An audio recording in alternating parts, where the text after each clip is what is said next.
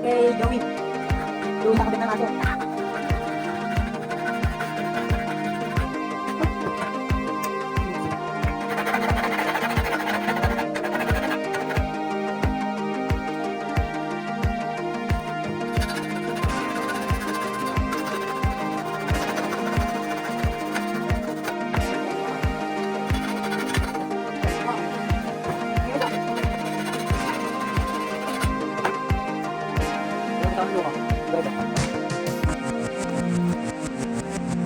Okay, ngayon naman ay testingin natin kung okay nga ba itong ginawa nating internal cabling.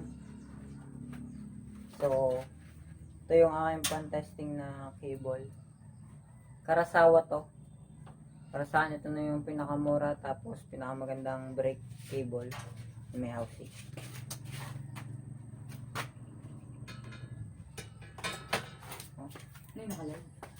Shoutout sa kapatid ko. Ay, ang pugi! Hindi pala. Ayan, papasok ko tong aluminum filler rod.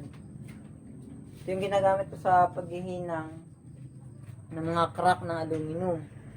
Ngayon, ba't ito gagamitin ko? Ba't hindi yung cable ng shifter o kaya ng brake? Kasi matigas siya. Madali siyang pasunurin. Hindi gaya nung sa cable, malambot kung saan siya pumapalo. Testing natin.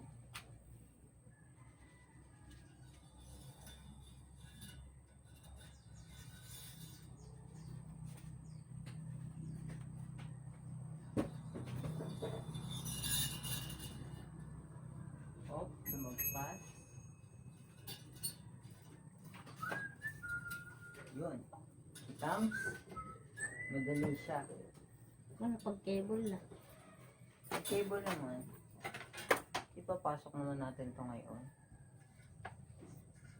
Yun, pinasok ko lang siya sa loob. Tapos, tutulak naman natin ngayon.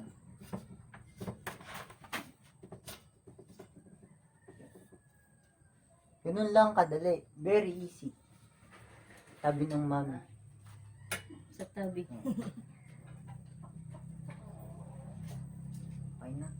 So, tingin ko, kailangan ko pa siyang islant ng konti kasi medyo malayo pa siya dun sa target ko na paglalagyan dito banda. Lalagyan namin to nung nabibiling parang guide sa mga online shop. Lalagyan lang namin siya dito tapos yun, pwede na. Medyo islant ko lang ng konti yung butas para lumapit pa siya ng konti. Pero okay naman siya. Maganda yung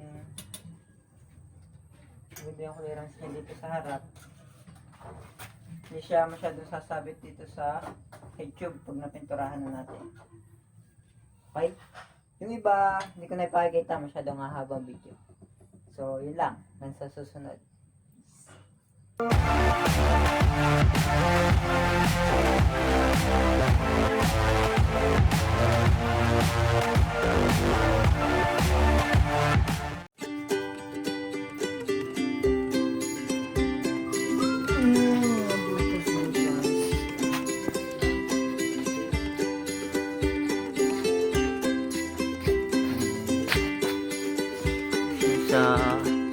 Para sa RD.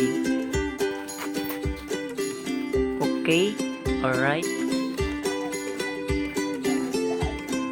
Shout out sa aking mahiwagang tagtanggal ng pintura. Mahiyain. Ito yung iba namin ginagawa ngayon. Yan. Tangke to. Custom made by Jeff Villanueva.